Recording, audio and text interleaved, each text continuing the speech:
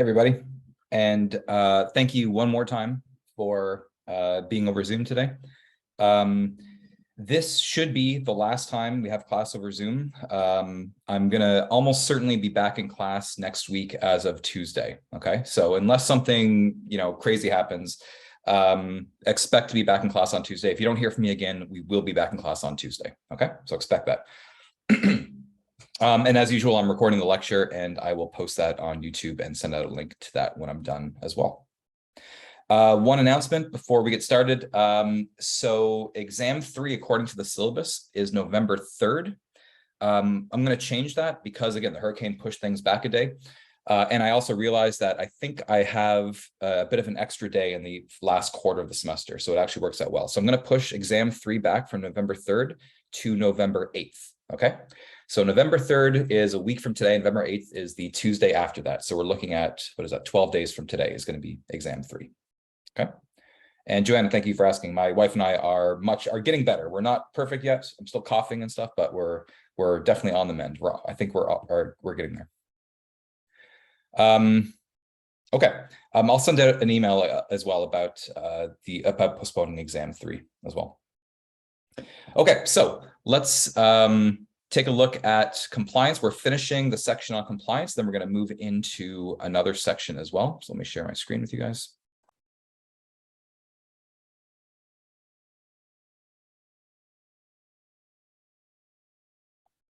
Okay.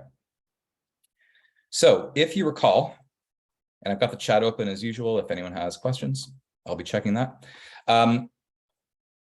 So if you recall, we were talking about the 6 compliance principles.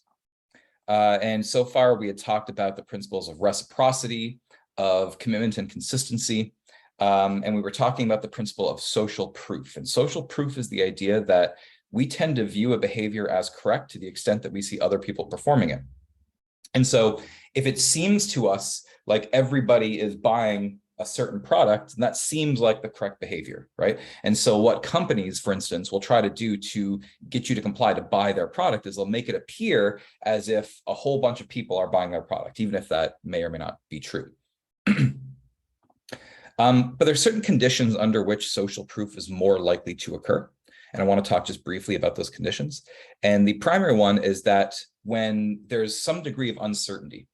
In other words, when we don't know what the correct behavior is. This is an idea that we've come across multiple times in the past, and we're going to come across it again, right? That the first thing we do when we don't know what the correct behavior is we look to other people to figure out how we should behave. We've sort of seen that with conformity, and social proof is very much related to conformity. And so, of course, the same principle applies here as well. When we're unsure of how to act, we look to other people. And so if everyone's engaged in a similar behavior, we assume that's the correct behavior, and therefore social proof is working on us.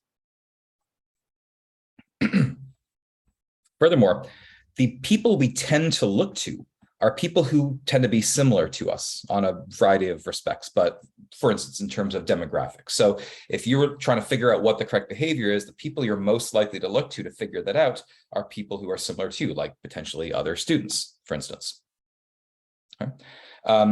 This sort of makes sense. We've seen this before, for instance, when we looked at social comparison. If we're trying to get accurate information about ourselves, we tend to compare ourselves to similar other people. And the same principle holds here. When we're trying to figure out what the correct behavior is, we look to similar other people.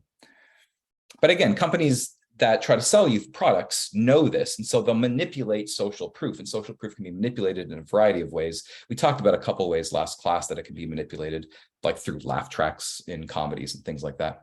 But it can be manipulated in other ways as well, like through editing. So for instance, sometimes you might see infomercials where, let's say a sunglasses company stops people on the street and has them try out their sunglasses, and then, gives a person on the street sort of interview and talks about how great the sunglasses are. But of course, what they do is they edit out anyone who doesn't like the sunglasses, right? So from the viewer's perspective, it looks like every single person who's being stopped seems to love these sunglasses. So that's sort of a manipulation of social proof. It gives the impression that everybody is in love with these sunglasses, even though that may not be the case in reality. And furthermore, part of the reason that these sorts of person on the street ads can work is because they're supposedly just random people that they're stopping, right? That they're not paid actors. And so these are people who are similar to us, and therefore the very people we're likely to look to when trying to figure out how we should behave.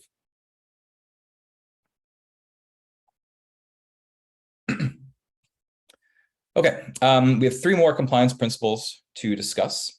The 4th one is a principle known as liking. This is a very simple one. This is the basic idea that we're more likely to comply with people that we tend to like, which I think sort of makes sense, right? So obviously the question then is, what determines who we like? And I'm not going to spend too much time on this because we're going to look at the social psychology of attraction later on. I think right before exam 3, so next week. And so we're going to look at some of the factors that determine who we like, but I just want to mention 1 or 2. First off, we tend to like people that we find physically attractive. And one of the reasons for this is due to some effect known as the halo effect. What the halo effect means is that if we believe that someone has one positive characteristic, then we have this tendency to assume they also have a whole bunch of other positive characteristics. And you can kind of think of this sort of like cognitive dissonance, or more generally, we sort of have this need to have consistent views of people. We don't really like the ambiguity associated with knowing that one person has both a mix of positive and negative characteristics. We like the idea that we can divide the world into good people and bad people. And so if someone has one positive characteristic, it's sort of psychologically reassuring if we believe they also have other sorts of positive characteristics. And what that means is that if someone is physically attractive, which we consider a positive characteristic, we have this tendency to assume those people also have other positive characteristics like honesty and trustworthiness. And so if this person's honest and trustworthy, we're more likely to comply with that person. We're going to look more at physical attractiveness later in the attraction section, though. Another factor that determines who we like, which is a principle that, again, has come in the past and will come in the future as well, is we tend to like people who are similar to us, right? We like ourselves a lot, as we've seen before. So if someone else is just like me, then I tend to like them as well, right? So we tend to like people who are similar to us. And what that means is people are more likely to get us to comply with things if we consider them to be similar to us.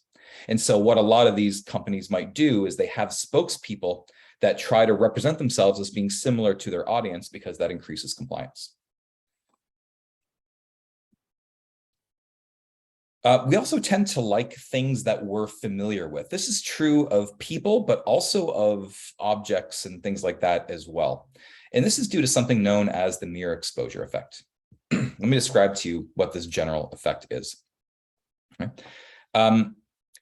The mere exposure effect is a phenomenon whereby if you were exposed to some sort of image, it could be a person, but it doesn't have to be. It could be something else. It could be like, a Chinese character, like, in when they write, they have like the ideographs, these characters. And let's say you don't speak Chinese, you've never seen these characters. If I were to show you one of those characters, let's say 10 times, and then I asked you to rate how aesthetically pleasing it is, like how nice does it look artistically, your tendency is to rate it higher. You like it more if you'd been exposed to it 10 times versus if I just exposed it to you for the first time.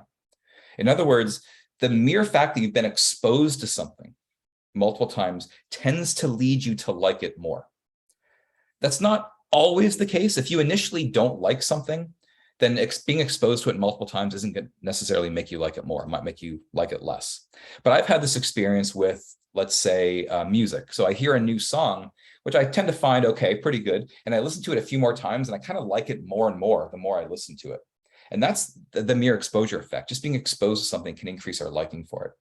But if I initially heard a really annoying song, I'm not going to like it more and more if I hear it multiple times, right? So it's only if I initially, are either neutral or slightly positive towards something that the mere exposure effect will kick in. And of course, there's a limit to that. If you're exposed to the same song 100 times a day for the next year, you're going to hate that song pretty quickly, right? There's limits to the mere exposure effect. But at least for medium amounts of exposure, just being exposed to something can make us like it more. And that's true of people as well.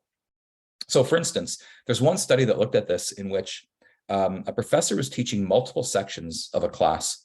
And what this professor did, is he took a graduate student, and that graduate student either, for one section, went to every single class, for another section, went to half the classes, and for a third section, never went to any of the classes. And then at the end of the semester, the instructor, the professor, put a picture of that student up on the screen and had everybody in the class rate that person for how much they liked them. And despite the fact that that student had never interacted with anyone in any of the classes, all she did was come to either all the classes, half the classes, or none of the classes. The people who were in the class in which she went to every single class rated her the highest. And then the class in which they saw her half the time rated her the second highest, and the class which they never saw her rated her the lowest. So just being exposed to her multiple times tended to lead them to like her more. And I'm just looking at the chat right now. Yeah, so obviously, as I mentioned, Sophia, it does apply to people, of course. It's not a hard and fast rule, right? It's just a general tendency that affects some people sometimes within limits. So, I'm not going to say necessarily that if you grow up with blonde people in your family, you're necessarily going to like blonde people better. And it's more specific than that. It's not just if you grow up with blonde people, you'll like blonde people more. It's if you grow up with a specific person, you'll like that person more. Or I should say, I shouldn't really say it that way. I should say, if you're exposed to a specific person, you'll like that specific person more. So don't make it too general. It's not like if you're exposed to more blondes, you'll like blondes more necessarily. It's more specific than that. Is that the same as believing something must be true because a lot of people are talking about it? That's not the mere exposure effect. That could be due to some other effects. It kind of depends on some of the details, but that wouldn't be the mere exposure effect.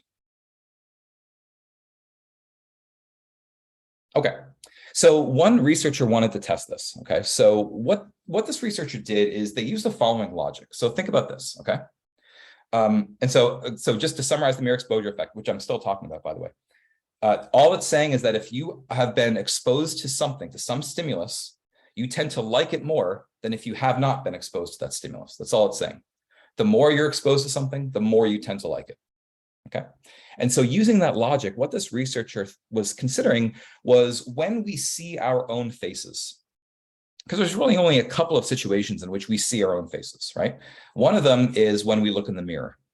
But when you look at yourself in the mirror, you're not seeing your true image. You're seeing a reflected image, right? Everything is reversed in a mirror, right? And the other place in which we tend to see ourselves is in pictures or videos.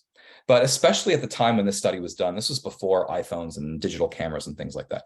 So the vast majority of the time that people saw themselves was when they were looking at themselves in a mirror. So what the researchers reasoned is that if the mere exposure effect is true, if you gave people two images of their own face, their true image and their mirror image, then because we tend to see our own faces in the mirror more often than our true image, we should tend to prefer our mirror image. That's what we're exposed to more often, right?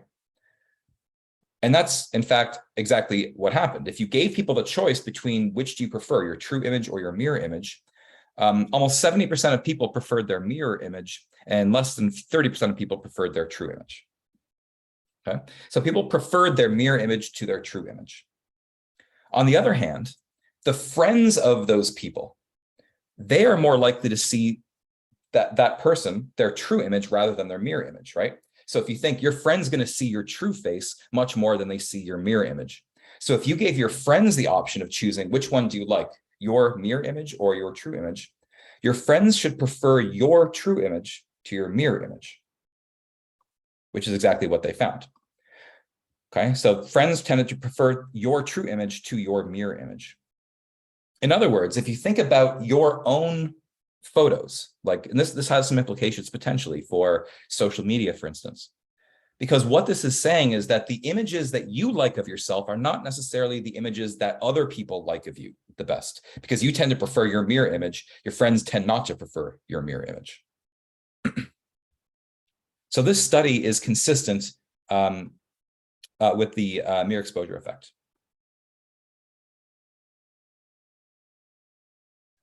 And using the 4 compliance principles we've discussed so far, we can use those to understand in part why Tupperware was such an amazingly successful company for a while. Okay. And that's because they had a bit of a different business model than most other businesses. Because what they would do, what people at Tupperware would do is they would host Tupperware parties. So what that would mean is that you could have hosted one. So you could organize a Tupperware party and a Tupperware representative would come to your house and you would have a party and you'd have all your friends over. And at these parties, you would talk about Tupperware and you would play Tupperware games, whatever those are. And then at the end of the party, you're given the opportunity to buy Tupperware from this representative. And using this business model, the Tupperware organization made a ton of money. And part of the reason for that is because in these Tupperware parties, they ended up using each of the 4 compliance principles that we've discussed so far. So for instance, when I say they would play Tupperware related games, what would happen is that they would generally have it set up that the winner of the games would get a prize from the Tupperware representative. Okay. And so basically what that means is that the people at these parties are getting a free gift from Tupperware. And as we saw last class, because of the principle of reciprocity, if we are given a gift, we feel the need to return that gift, which we'll often do by buying part of their product, right? So they use the principle of reciprocity to increase sales. Furthermore, you would talk about Tupperware and you go around the circle and talk about all the Tupperware you own and why you like it and that sort of thing. And so they were getting people to verbally commit to the idea that I own Tupperware and I like Tupperware. They're committing themselves to that position. So later on at the end of the party, when they're given the opportunity to buy Tupperware, people are motivated to behave consistently with their past verbal commitments. Also, because you've got a bunch of people at these parties, if you see other people buying Tupperware, then because of the principle of social proof, that seems like the correct behavior. And in addition, because when we're engaged in social proof, we tend to look to people who are similar to us. And our friends who are at the Tupperware party are going to tend to be similar to us. Those are the very people we're most likely to look to figure out how to behave. So if everyone else is buying Tupperware, that encourages us to buy Tupperware as well. And finally, the person who hosted the Tupperware party would receive a cut of the profits.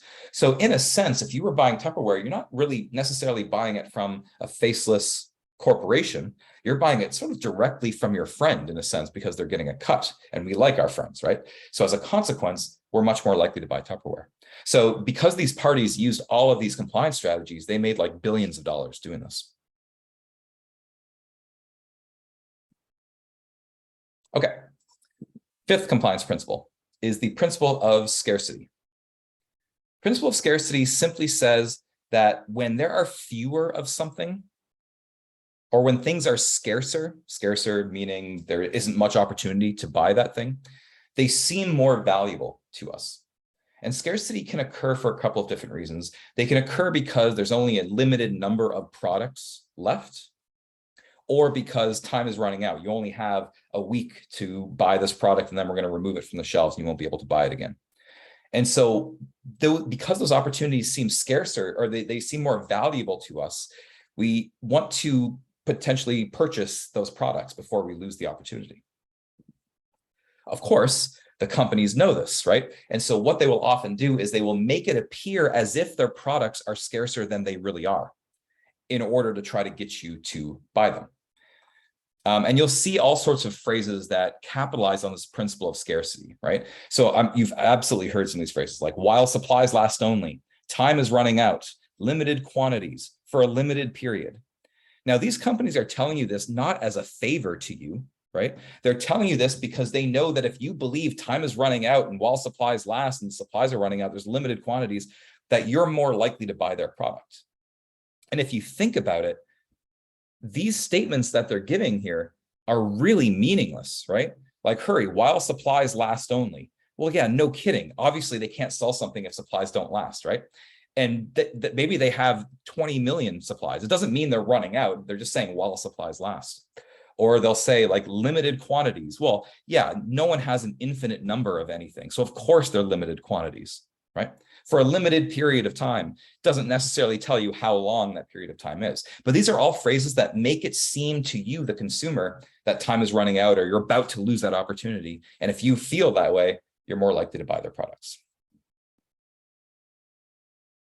And by the way, you know who uses that a lot if you've ever seen like the Home Shopping Network, right? They capitalize on the principles of scarcity and social proof a lot. So what'll happen is they'll, talk about a product and they'll have like a countdown timer. It's like counting down from 3 minutes. And the reason they do that in part is because it makes it feel to the consumer like you only have 3 minutes to buy their product, right? And at the end of those 3 minutes, you're never going to have that opportunity again. But I'm pretty confident that if you called 5 seconds after that timer ran out, they would still sell you the product, right? So it's kind of artificial. They're just doing it to make you feel as if time is running out, as if it's scarcer, so you can buy it. And in addition, while that time clock is ticking down, they often have another counter which tells you like how many people are buying their product. Now, I don't know if that's actually accurate or if they're just making that up. But in any case, the reason they're doing that is because of social proof, right? If you see other people buying the product because of this counter ticking up, that makes you more likely to buy it as well. Is this like Black Friday? I mean, scarcity might play into Black Friday, right? But it's a little bit more than that because it's supposed to be they're discounting their items and things like that as well. So there's additional things going on there as well. But certainly social proof could play into Black Friday, right? If you see everyone else is shopping for these great deals, then it seems like the correct behavior. Here's a really simple study that looked at the principle of scarcity. Oh, sorry. Before I do that, so this study is very, very basic. And this is a study you'd all want to be in because all you had to do was taste cookies. So basically, all the researchers did is they gave a jar that had some cookies in it, and they had participants taste it and then rate it on a number of dimensions, like how tasty was it and how much money would you be willing to pay for this cookie and things like that. And what they manipulated was simply how many other cookies were in that jar. So for half the participants, there were like 10 cookies in the jar. For the other half of the participants, there was only 1 or 2 in the jar. And despite the fact that the cookies were identical, didn't matter which jar they came from, they're identical cookies, people who tasted a cookie that came from a jar of only 1 or 2 rated it higher and said they would pay more money for that cookie compared to participants who tasted a cookie out of a jar of 10. So just the fact that there were fewer of them made people basically claim that they would pay more money for that cookie as well. And yeah, so I see, Carlos, you're saying limited items like collabs on certain items like collaborations. Yeah, so that'll often happen where there's limited editions of some sort of product, right? And yeah, if they advertise the fact that there's a limited number of them, then that can increase the number of sales they make or the amount of money people are willing to pay for those things. This is related, incidentally, to a concept we talked about last class at the end of the persuasion section, which is that the idea of psychological reactance. So remember that psychological reactance says that when we think that someone's trying to take away our freedom to do something, then we just want to re-exert that freedom, right? If someone tells you you can't drive, then all you want to do is drive your car, just to prove that you can make your own decisions, right? And the same principle is sort of happening with the principle of scarcity. Because if something's scarce, it's kind of like telling you, you're not going to be able to buy this product after tomorrow or when supplies run out. And we don't like to lose that freedom, so we buy the product, right? There's a sense of psychological reactance going on here as well. And so there's a couple of reasons why scarcity works. Note as well that scarcity implies social proof, because if there's only a limited number of these items and they're running out quickly, that's because other people are buying them. So in part, scarcity works because it's telling you that other people are also buying this product, and therefore it's the correct thing to do. But in addition to that, we just hate to lose an opportunity that we once had. Like, we can realize that we have an opportunity to buy something now, and we only have that opportunity for a week, let's say. And maybe we don't really care if we have that product now, but we're concerned that maybe in a year, I will wish that I had bought that product. And so we can anticipate the fact that we might have regret later. And so to avoid potentially experiencing future regret, we might just buy that thing now just in case, right? So that way we never have to worry about losing that opportunity.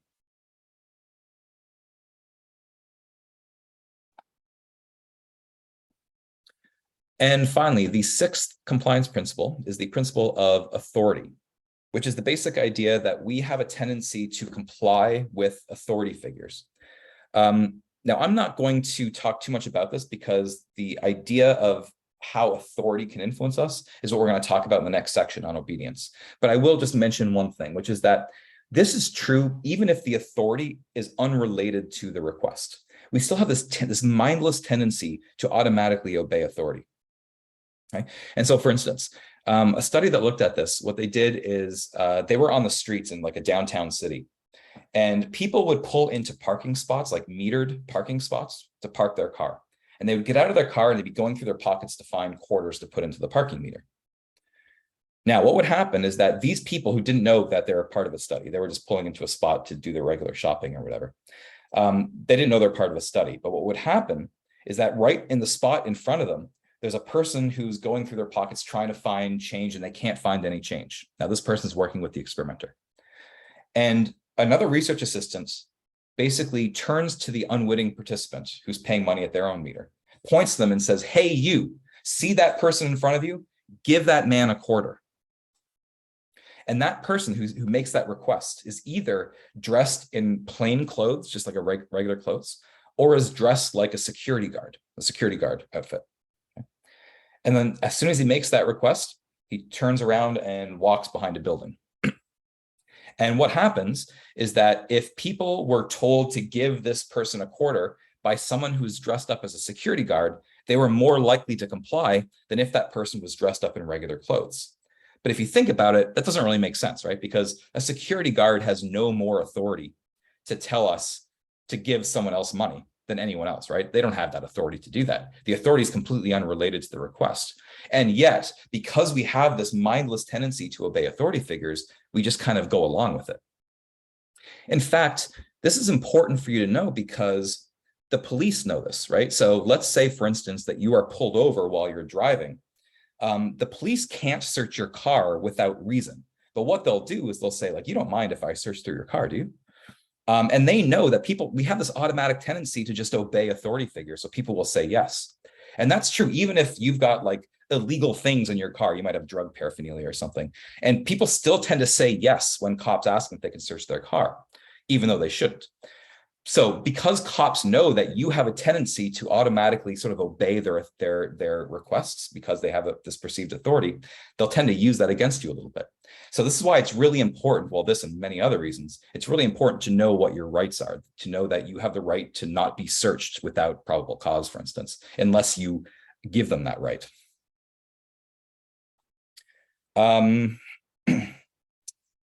Okay.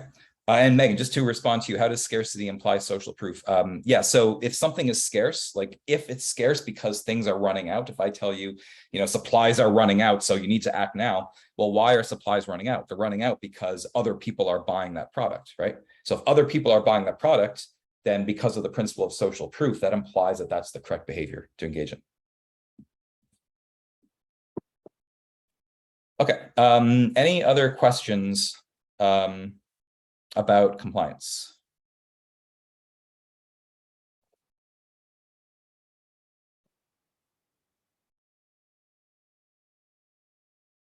Nothing? Okay, so here's what I want to do. I'm going to play you a clip from the show Curb Your Enthusiasm. This guy is if you haven't seen the show, this is Larry David. Okay. Larry David's the main character.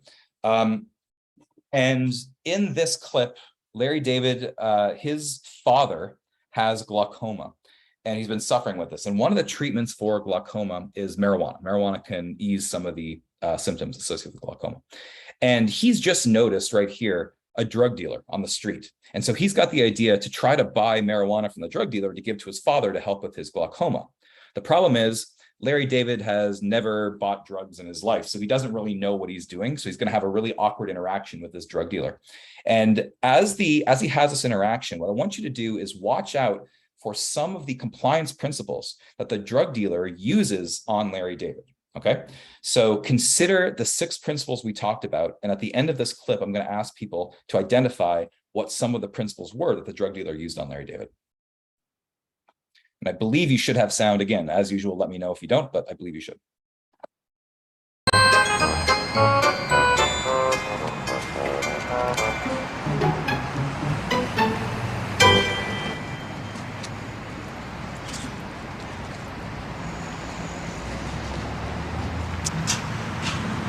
afternoon. Good afternoon. I couldn't help but notice the transaction between you and the other gentleman. What exactly were you thinking of? A little weed going. You know, some weed. Yeah, I got it, yeah. You know, first of all, you can calm down a little. Sure. Just, relax. Just No, I'm create the illusion that we're friends talking here, all right? What are you kidding me? You know what? You're 100% right. That's too much. All right, Okay. you're doing fine, all right? All right. Just chill out. All right. Well, I can get you an ounce of, some real, hydroponic scientific stuff that'll run you $500. Hydroponic. Yeah. I'm not looking for a sound system, my friend. Hydroponic. You know what I mean? Just looking to get my father a little relief. Let's play it safe. I'll give you an ounce of swag. Swag. It'll cost you $200. An ounce of swag. 200. 200. Is that a fair price you're quoting me there, sir? Look, you can pay me $200 or go fuck yourself. Okay, well. Look, I don't need to sell the drugs. no. The drugs will sell themselves. Sure. No, forget it. No, let's Go do ahead. swag. Just keep Swag. walking. 200 No, for the just keep swag. walking. No. Swag 200. Okay, I got it. So what do we do? What happens? You got 200? now? Yes. All right, take out the $200. I'll count to 3. Where is it? It's right here. Let me put my hand on it. Just give me your money, sir. 1. Hold, you're not letting me put my hand. Your hand is on it. Okay, Your hand is 1. on it. All right. 1, 2, 3. Just sit. All right, now keep walking. Okay.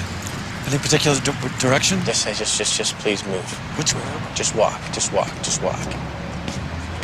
Jesus Christ.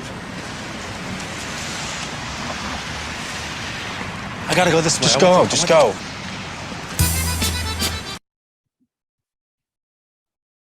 Okay. So I want to know what people noticed from that. So you can type into chat if you have some, if you had some perceptions of what principles he used or what tactics.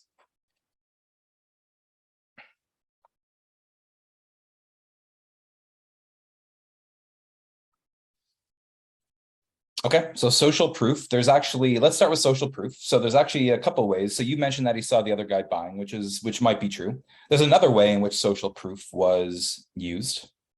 Did anyone catch the other way?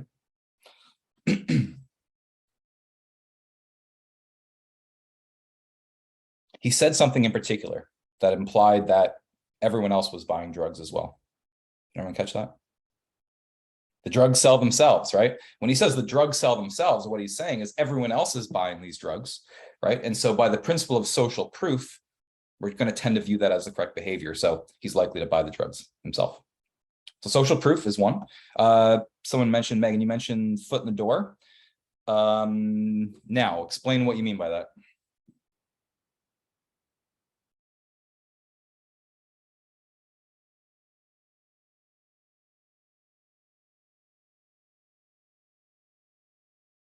Yeah, and Natalie, you're exactly right as well. So at one point he says, forget it, the deal's off, right? And if you notice, the moment he says, forget it, Larry David says, no, wait, I want to buy it after all, right? So by making that opportunity seem scarce, that like Larry David didn't want to miss that opportunity that he had, right? So it increases likelihood of buying it. So yeah, scarcity exactly was used as well. Megan, so you're right that he did start with a higher price and then lower it. However, that's not the foot in the door technique. That is the door in the face technique. That's right. Foot in the door in the face, people get confused all the time, right? Foot in the door is starting small and going big. Door in the face is starting big and going small. And so, yeah, he said, I could sell you this for $500. And then when Larry David was hesitant, he says, well, I can give you some swag for $200, right? So he went lower. And so it kind of feels to Larry David potentially that he's doing him a favor. And so as a consequence, he's likely to repay that favor by buying the weed. Okay, and that's based on the principle of reciprocity. Authority, yeah, he didn't really use the principle of authority. If he said something like, I'm the top drug dealer in the city, I don't know why I'd say that, but if he said something like that, that would be using the principle of authority in that case. Yeah, Caitlin, you're right that the pricing being lowered is tied to anchoring. So by starting with a high price, you're kind of anchoring that as the price. And then by lowering the price, it makes it feel like he's getting a good deal. Now, we didn't talk about anchoring with respect to principles of compliance, but you're exactly right, though. Okay, good. So there's a number of different processes he used. Liking, potentially, if he's trying to come across as likable, then that would be using the principle of liking as well. Could he have used authority by making threats?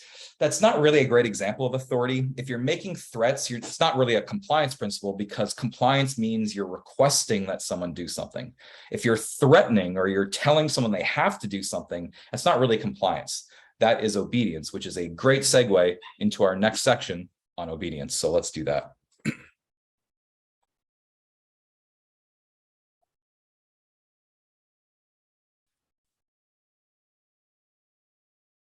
Okay, so we're still talking about social influence here. So we've talked about conformity and persuasion and compliance, and we've been sort of ramping up the directness of the social influence techniques. So we with compliance, we're having people who are directly requesting that you engage in some behavior. And now we've got this sort of strongest form of social influence, talking about obedience, because now instead of talking about just requests to do something, now we're talking about when people demand that you do something. Okay, this is a little bit more like, making threats. It's not quite that far. We're not talking about threats per se, but it's more like demanding that someone do something. This was studied by a guy by the name of Stanley Milgram in the 1950s and 60s. His parents were Jewish refugees during World War II. And that really kind of, and World War II, and in particular the Holocaust and the genocide of the Jewish people that was going on in these concentration camps, really led Stanley Milgram to this interest in obedience, because a lot of the defenses that some of the Nazis took when they were later captured after World War II was that they were just following orders. And so that led Milgram to wonder about this propensity that we have to just follow orders. Is it the case that we have this sort of mindless tendency to obey authority, commands of authority, or not? And that led him to construct what I would consider to be probably the most famous studies in all of social psychology, which are Milgram's obedience studies. Now, he conducted a number of variations on these studies. I'm going to describe to you for now the basic variation, the one that's described to most social psychology students. Later on, I'll talk about a couple different variations that he used. But here's the basic idea behind this, okay? And I'm going to walk you through this from the perspective of a participant. But what he wants to know, the question that he's asking, is how far will people go in the name of following authority? Could you get people to commit atrocious acts just because they're being told to by someone in authority? That's what he wants to know. So he's going to set up his experiment in such a way that the participants are going to be faced with a choice. They're going to be told that they have to do something that they don't want to do. And the question is, are participants going to just sort of obey the authority figure, or are they going to go against the authority figure? That's the question. Excuse me. Danny, you are right, and that's exactly what I'm going to talk about now. Okay, so let me describe to you the study from the perspective of a participant, okay? So you show up to my lab. I'm the experimenter. You show up to my lab, and when you get there, there's another person waiting in a waiting room. There's two of you. And I come out, and I tell you that what we're doing in the study today is looking at the effects of punishment on learning. It turns out we don't know a lot about the effects of punishment on learning. And so here's what I'm going to do. I've got two pieces of paper that on one piece, I wrote the word student, and on one, I wrote the word teacher. And I folded them up and I put them in my hand, I shake them up, and I offer them to the other participant who's in the waiting room, and they pick one at random, and I offer one to you and you pick the other one. And you open yours up, and yours says that you're the teacher, and the other person says that theirs is the student. All right, so I've randomly assigned you guys a student and teacher. You're the teacher. First, I'm going to take care of the student. So I want you to watch me. So I take the students into another room, and you watch me do this. And this guy here is the experimenter on the right. This is someone helping the experimenter. And this is the students, okay? This is the other guy that was in the waiting room, the other participant. And as you can see, what's happening is that the teacher is strapping the student in. So there's straps on his wrists that connect him to his chair so he can't get out of the chair, okay? I don't know if you can see this, but right here, he's applying like a paste out of a little bottle onto the skin. And he says that he's doing that because in a moment, he's going to put electrodes onto this guy's skin on his arm. And so you have to put that paste in order to get a good contact. And as he's being strapped in and hooked up to these electrodes, the student is saying, so I've got a bit of a concern. I have some heart issues. And so if I'm going to be receiving electric shocks, like my heart could be a problem. And the teacher says, although they might be extremely painful, they won't leave any long-lasting tissue damage, which is hardly reassuring, right? If you're the person being strapped in, but that's what he says. So the student is strapped in, so he can't really move out of this chair. He can move his wrists. So you can see that his right hand here, he can reach this little machine that has 4 buttons on it. And the reason he can do that is because in a few minutes, you're going to be asking him a series of questions, and he's going to respond to the multiple choice answers by pressing one of the 4 buttons on that machine. So he can press the buttons, but other than that, he's pretty much strapped in and can't move. Okay, so you watch all of this happen. Once he's strapped in, you're taken into an adjacent room, and you're placed in front of this big machine. It's this big shock generator. And I'll show you a picture of that shock generator in a moment so you can see what it looks like. Now, what your task is you're going to read a list into a microphone that's hooked up to like this PA system that he can hear you in the other room, okay? And you're going to read a list of word pairs. You're going to say things like blue boy, green house, and you're pairing these words together. And the student's job is to memorize these word pairs, because once you've read off a list of about 20 or so word pairs, you're going to start testing him. So you're going to say things like blue. And now he's going to indicate what the other word was that was paired with the word blue. And you give him 4 options: boy, girl, car, house. And he's going to respond by pressing one of the 4 buttons on the machine that's in front of him. Okay. Now, what you're instructed to do is that every time that the learner makes a mistake, gives you a wrong answer, you're going to deliver an electric shock using the shock generator that's placed in front of you. And on the shock generator are a whole bunch of switches. There's like 30 or so switches, okay? And you're going to start at the low end of the switches.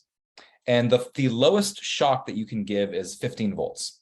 And those shocks increase in 15-volt increments. So the first switch gives them a shock of 15 volts. The next switch gives them a shock of 30 volts, then 45, 60, 75, all the way up to 450 volts. Every time the learner gets a question wrong, you're going to give them the lowest shock, and then the next question he gets wrong, you give him the next highest shock, and the next highest shock, etc. So the more he gets wrong, the farther up the shock generator you go. So this is basically how the study is set up. Okay, so you've got the student who's strapped in over here.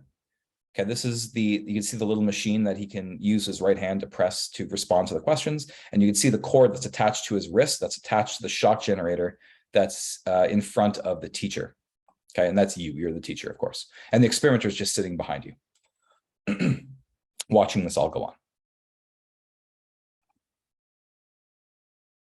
So as I mentioned, the shocks range from 15 volts to 450 volts. So they increase every time the learner makes a mistake.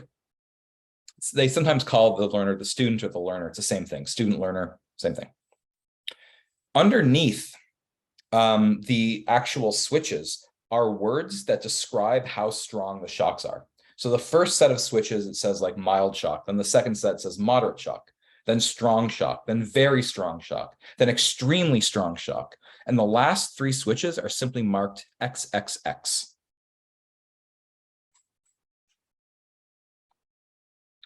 Joanne, is this type of study still used today? We'll talk a little bit about that later on.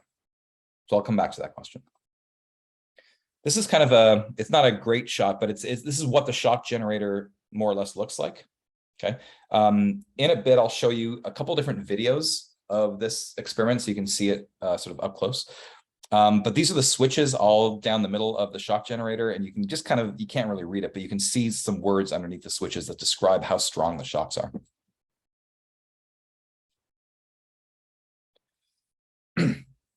Here's what happens. At first, you read off this list of word pairs, you start testing the learner, and the learner gets some right and some wrong. So by the time he gets to the fifth wrong questions, 15, 30, 45, 60, 75, by the time he gets to the fifth wrong question, you're delivering 75 volts, and you can start to hear him grunt a little bit whenever you deliver that electric shock through the wall. You just hear this every time you deliver that shock. When you get to 120 volts, you can hear him start shouting in pain from the other side of the wall. When you get to 150 volts, he starts screaming out, "I refuse to continue this experiment. I don't want to go on." When you get to 200 volts, he starts complaining that his heart is bothering him. Remember, he mentioned his heart before when he was being strapped in. He's saying, "My heart's bothering me right now." When you get to 300 volts, every time you deliver that shock, he is just screaming in the other room in pain. And he says at that point, "I refuse to answer anymore. Let me out of here. I want to get out of here. I'm not going to answer any more questions." And he doesn't answer any more questions. And then by the time you get to 330 volts and above, you never hear from him again. It's completely silent. Okay. So I want you to imagine that. I want you to place yourself in that perspective of the participant who's delivering these shocks. Now, what's going to happen, of course, is that at some point, as you're delivering these shocks and you hear him shout in pain, you're going to turn to the experimenter and say, is this okay to do? Like, should we stop the study? Should we check on him? What should we do? But every time you do that, the experimenter tells you one of the following four things. He says, "He's fine, go on." Or, "The experiment requires that you go on." Or, "It's absolutely essential to go on." Or, "You have no choice, you must go on." Okay, so every time you look to the experimenter to see if you should stop the study, the experimenter is telling you to keep delivering these shocks to this person. Now, if you haven't figured this out, there are no actual electric shocks being delivered. Okay, it's all faked. The other participant is not a real participant. They're working with the experimenter. The drawing that determined if you were the teacher or the student was completely rigged so that you're always the teacher. And you think you're delivering shocks, but you're not. And he's just acting when he's screaming in pain and things like that. It's all an act. Okay, you don't know this, but that's what's happening. And so what the researcher wants to know is, what are you going to do? Like, when you have that tension, are you going to obey the experimenter and keep delivering electric shocks? Or are you going to refuse to deliver electric shocks, but you'd have to disobey the experimenter in order to do so? That's the question that he had. Before we get to the results, though, I think this is more impactful if you can actually see this, what happened for yourself. So I've got a video of the original study. Now, this video was taken in the late 50s, early 60s, so the quality is not great, but it's about a 10-minute clip, but you're going to see one participant go through this process, okay? So I want you to think about what he's experiencing from his perspective, and I want you to think about the tension he's experiencing between this idea that what he's doing is harming another person, which he doesn't want to do, but the experimenter is telling him to go on, and he's trying to figure out how to resolve that tension, okay? So I want you to think about that as you watch this clip.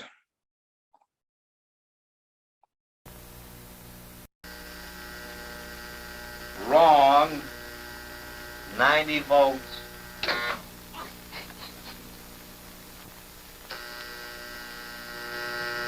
Wrong. Volts. 135. Answer woman. I just want to interject just quickly before we move on. He's kind of engaging in this laughter, but it's not because he thinks it's funny. This is a nervous laughter. It's like this nervousness, and that's the way it comes out. Milgram noticed this in a lot of his participants, but it's not because they're actually amused. It's because they're really nervous and uncomfortable with the situation, just so you're aware. N. White cloud. Horse, rock, house. Answer. Wrong. 150 volts. Answer, horse. Experimental, that's all. Get me out of here. I told you I had heart trouble. My heart's starting to bother me now. Get me out of here, please. Continue, My please. heart's Go right on. starting to bother me. I refuse to go on. Let me out. Refuses to go on. The experiment requires you continue, teacher. Please continue. The next word is sad. Want me to keep going? Continue, please. Oh, sad. Sad. Face, music, clown, girl.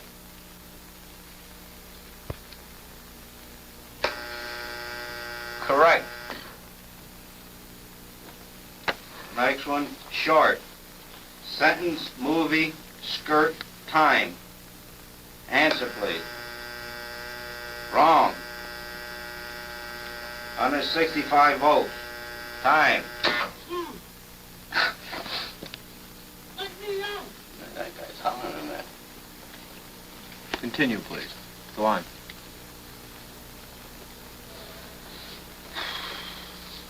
There's a lot of them here, you know. You have a heart condition there. You want me to go? Just continue, please.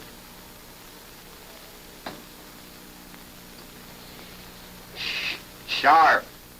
Axe, needle, stick, blade. Answer, please. Wrong.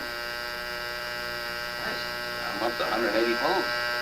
Please continue, teacher. Needle, you're gonna get a shock. 180 volts. Ow. I can't stand the pain. Let me out of Can't here. stand it. I'm not going to kill that man there. You hear him hollering? He's As I said crying. before, the shocks may be painful, but Yeah, they're not but he's in dangerous. there hollering. He can't stand it. What if something happens to him? The experiment requires that you continue, teacher. Yeah, but I'm not going to get that man sick in there. I mean, he's hollering in there. You know what I mean? Now, whether the learner likes it or not, we must go on until he's learned all the word I pairs. refuse to take the responsibility of him getting hurt in there. He's in there hollering. It's absolutely essential that you continue, teacher. There's too many left here, and geez, he gets wrong here. There's too many of them left. Who's going to take the responsibility if anything happens to that gentleman? I'm responsible for anything that happens here. Continue, please. All right, next one, slow. Walk, dance, truck, music. Answer, please. Wrong. 195 volts. Dance. Let me out of here. Let me out of here. Continue, My heart's please. bothering me. Let me out of here. You have no right to keep me here. Let me Well, out. he's Let me out of hollering here. Let there. me out. Let me out of here. My heart's bothering me. Let me out. Let me out. Gee, I don't know. Well, the experiment requires Well, that you continue. I know it does, sir, but you don't know what he's getting in for. He's up to 195 volts. Answer, please.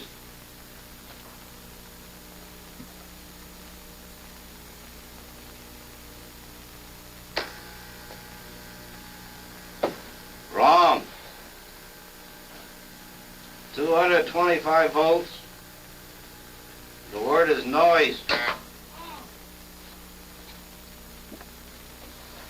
New. House, pet, book, name. Answer, please. Correct. Next one, quiet. Song, party, child, evening. Correct. Next one, tame. Wolf, bear, dog, cat. Wrong. Answer is bear. 240 volts. Next one, sweet. Yeah. No, you go back up to the beginning of that page and go through it again until he's learned them all correctly. Oh, no, I'm not going to kill that man. You mean I got to keep going up with the scale? No, sir, he's already there. I'm not going to give him 450 volts. The experiment requires that you I know continue. it does, but that man is hollering in there, sir. As I said before, although the shocks may be painful, they're not but dangerous. he's yelling in there. Start with blue, please, at the top of the page. Continue, please, teacher. What do I tell him? We're going over it again? No, just go ahead. Blue. Boy. Girl, grass, hat. Correct. nice. Day, sky, job, chair.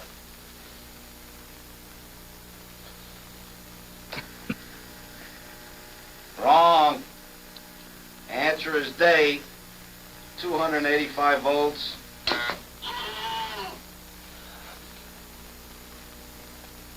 Continue, please. Fat. Man, lady, tub, neck. Answer, please. Wrong. Answer is neck, 300 volts.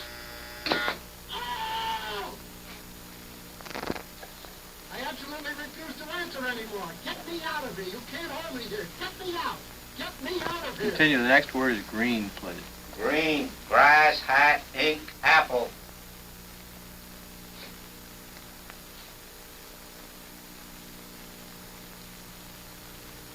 Okay, well, I won't answer. If the learner doesn't answer in a reasonable time, about 4 or 5 seconds, consider the answer wrong and follow the same procedures you have been doing for wrong answers. Say wrong, tell them the number of votes, give them the punishment, read them the correct answer. Oh, man. Continue, please. Green, grass, hat, ink, apple. Answer, please.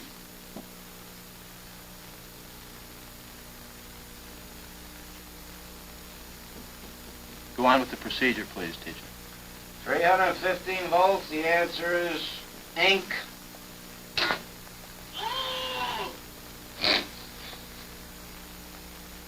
Next one. I refuse to answer. Well, you gotta keep getting a shock if you don't answer. The next one is rich, 330 volts. Let me out of here. Let me out of here. My heart's bothering me. Let Next me out, one. I tell you. Let me out. Let me out of here. You have no right to hold me here. Let me out. Let me out. Let me out. Next Let me one, out. fast. Let me out. Let me out. Bird, car, train, plane.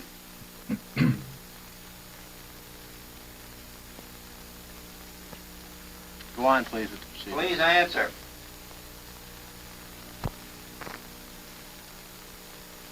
The answer is bird, 345 volts.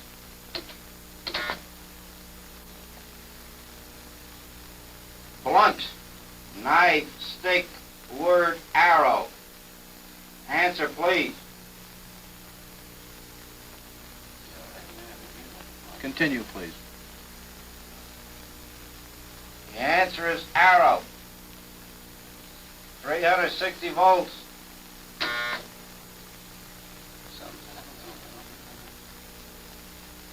Go on, please, with the experiment. Please continue.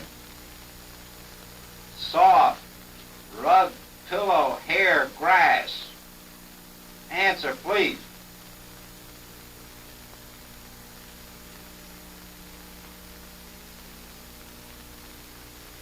Go on, teacher. Hair, 375 volts. I think something's happened to that fellow in there. I don't get no answer. He was hollering a less voltage. Can't you check in and see if he's all right, please? Not once we've started. Please continue, teacher. Cool, day, shade, water, cave. Answer, please. Are you all right in there? Are you all right? Please continue, teacher. Oh, you know, I keep giving him shocks. Continue, I'm please. up to 390.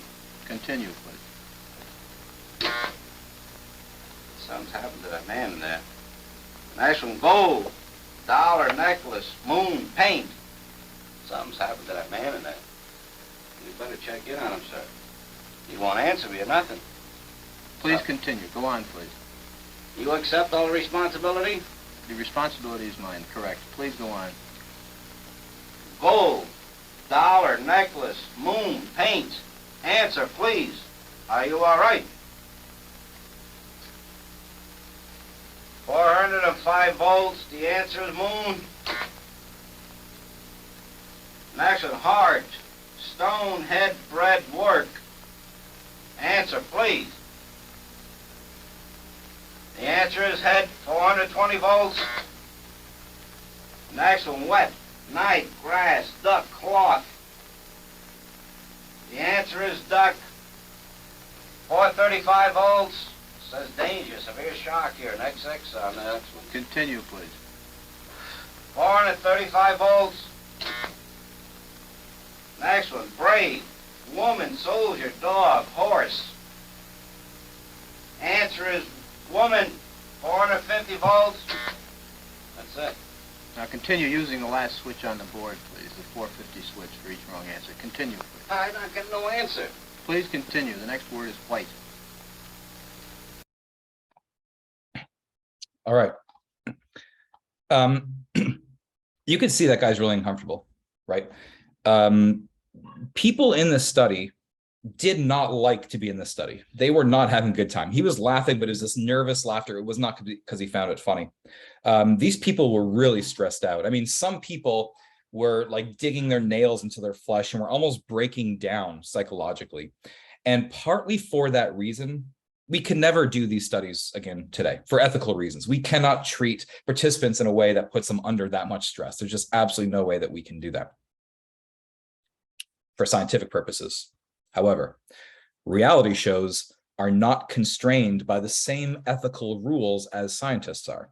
And as a consequence, there have been a couple of reality shows that have more recently replicated that Milgram study. I'm going to show you one of those probably on Tuesday's class. Okay, so we're going to see a more recent sort of up-to-date variation on the study. You're going to see what's happened in the meantime. But before that, I want to talk a little bit more about this study and what some of the results were of this study. Before Milgram ever conducted this study, he asked a bunch of psychiatrists and psychologists to predict what proportion of people, how many people would go all the way up the shock generator and deliver the highest possible shock, which was, as you remember, 450 volts. What people predicted was, first off, that people would, they thought that people would disobey around 135 volts, okay? Just to go back a second to see what that is.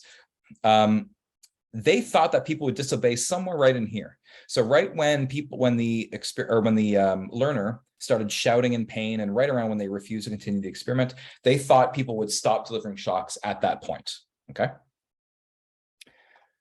They thought only 1/10 of 1%, 1 out of 1,000 people, only the most sociopathic of sociopaths would deliver the highest possible shock of 450 volts. That's what they believed. They could not have been more wrong. Because what happened was a lot like what you saw in that video. Okay? This is the percentage of people obeying at every level. Okay. First off, remember, people predicted that participants would disobey at 135 volts. Not a single person disobeyed before 240 volts. Not a single person, 100% obeyed all that time.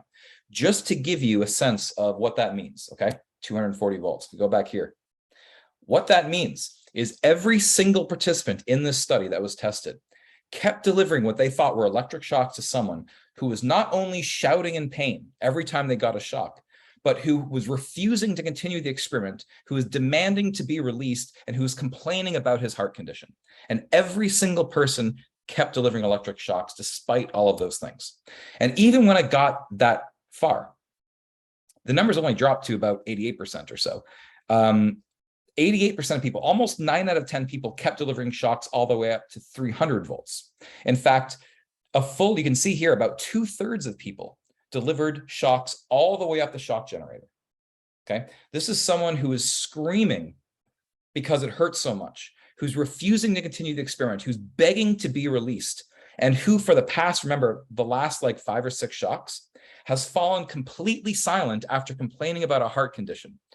In other words, it is very likely this other person has potentially died or suffered a heart attack or something in the other room. And yet the majority of participants still are delivering what they think are electric shocks to a potentially unconscious or dead person in the other room.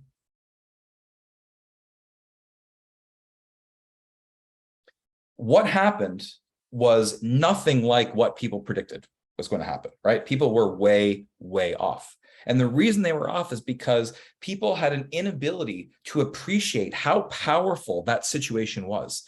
And that's sort of a microcosm of social psychology in general, right?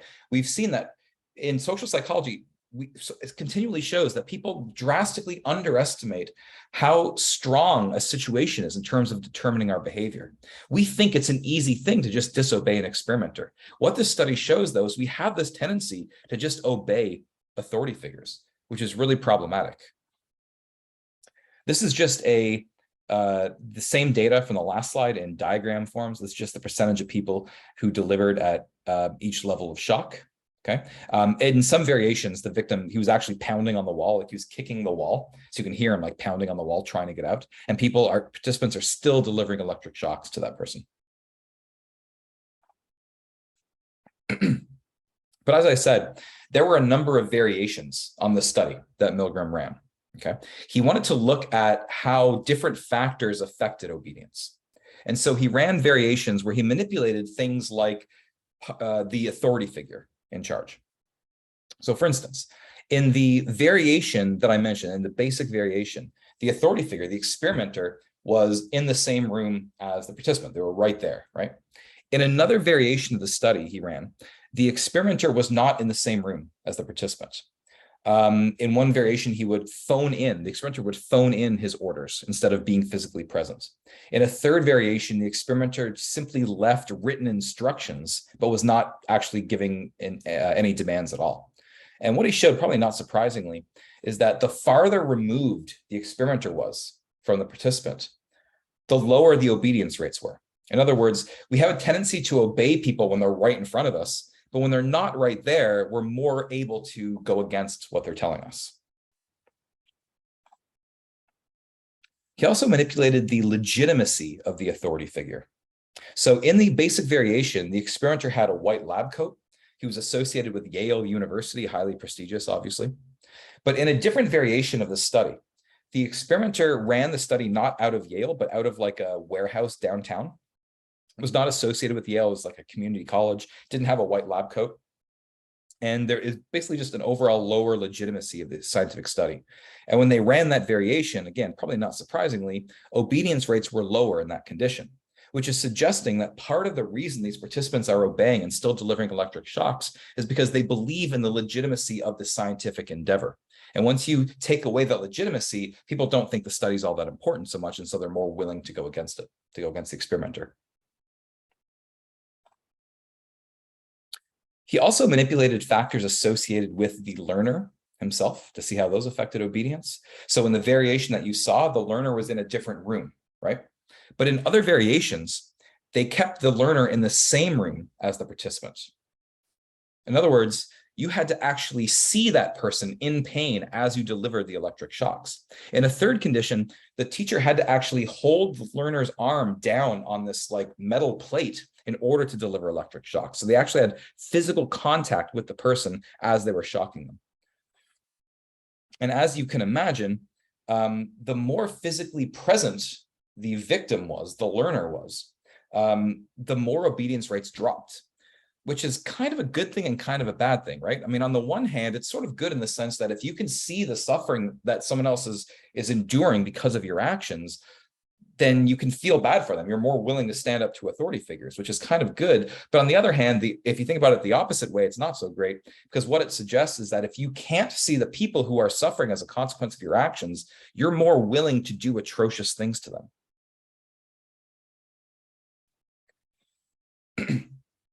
There were also factors associated with the procedure itself that tended to affect obedience. So if you noticed, when people delivered shocks here, they didn't immediately start off delivering really, really strong shocks, right? They started really low, 15 volts, and they gradually worked their way up from 15 to 30 to 45 to 60, and gradually worked their way up all the way to 450 volts. And that procedure, that gradually escalating procedure, tends to maintain itself.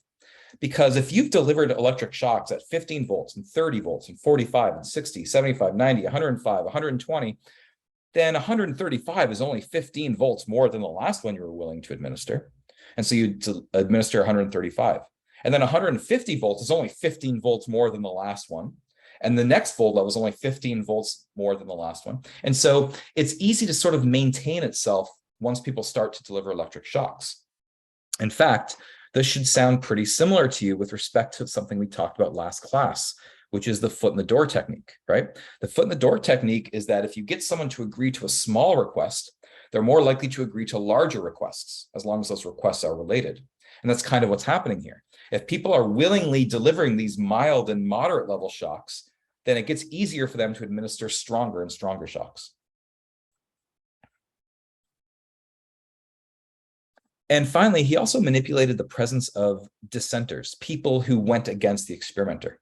So in other variations of the study, he actually had 3 different participants who were all working together to administer shocks to this person, except the other 2 people were actually confederates of the experimenter. And at some point, one of those other people would tell the experimenter that they weren't going to continue with the experiment. They dissented from that experiment. And when that happened, the presence of a single dissenter, just like we saw with conformity, the presence of a single dissenter made it more acceptable to stand up to the experimenter, to not obey the experimenter.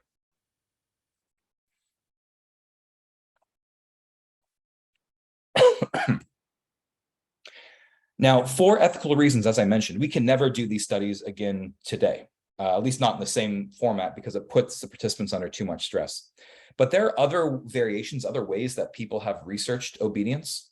And so here's one basic study that some researchers did to demonstrate people's tendency to obey authority figures.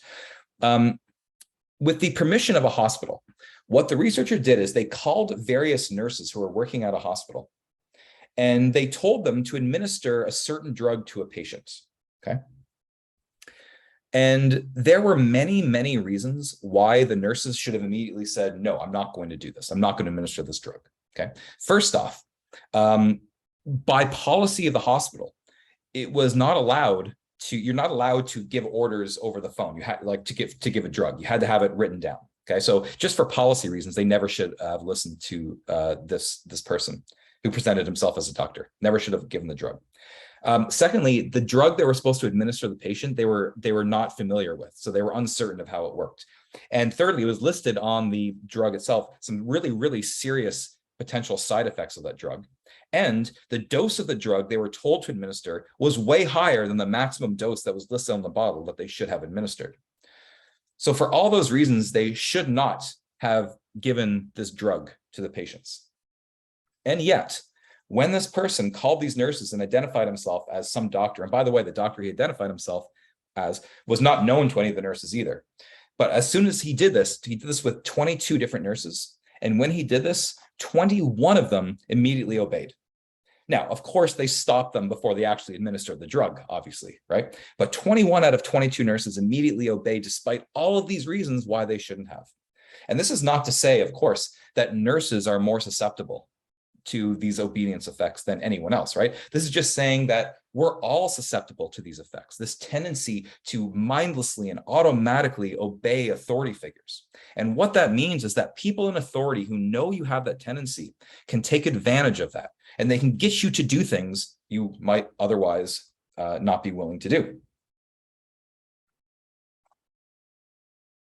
There's a story, I hope this is not a true story, but it'd be kind of funny if it was. But the story goes the following, okay? A patient is suffering from an earache. His right ear is bothering him a lot. So he goes into a doctor's office, and the doctor takes a look at his ear and says, okay, well, obviously you have an ear infection, you're gonna need some eardrops. And so he writes out a prescription. And on the prescription pad, he notes it's in his right ear. So he says the eardrops should be placed in his, and R stands for right, of course, so our ear, okay? So then a nurse comes along and reads this prescription, but instead of reading it placed in right ear, the nurse instead reads it as placed the eardrops in rear and immediately places the eardrops into the patient's rectum, which I think only raises 2 important questions, right? One of them is, what was this nurse thinking to put eardrops into a patient's rectum, first off? Right? Because why would you, like, they're eardrops, so you put them in your ear, obviously. But I think the more important question is, why did the patient allow the nurse to place eardrops in? The patient knew he came to the doctor's office with an ear infection, and yet somehow he's getting eardrops in his rectum. That makes no sense, right? Except for the fact that we have a tendency to automatically and mindlessly obey authority figures, such as doctors in this case.